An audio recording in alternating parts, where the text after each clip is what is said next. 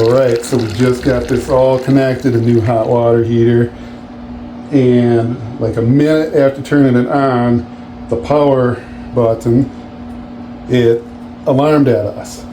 And we could hear and see the moisture guard, the leak guard, the diaper thing, it closed and shut off everything. Service needed.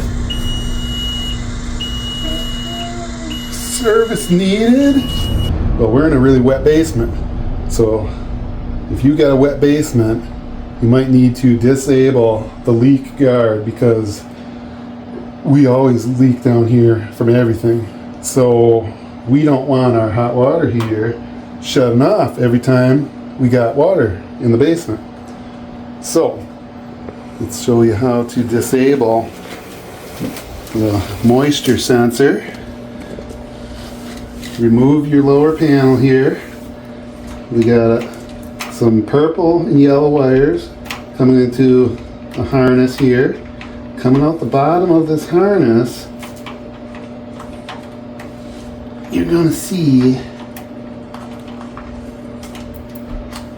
a tube right here. This white straw-like tube, or this white wire that goes into a straw. There's a white wire coming out of your harness that goes into a straw, that comes down all the way down to here, which is a moisture detector. Well, if you look at our floor is always moist. Not always, but a good portion of the year. So if you've got a moist basement floor, you can try this. Just pull this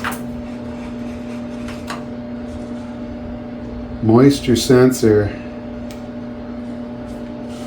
out and see if that works. That's what we're going to try here. If it works for you, good.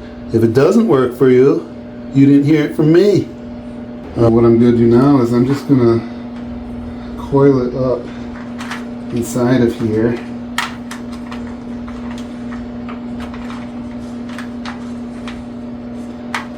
So it's not touching down there. Let's put our insulation back in. And of course, have the power off when doing this.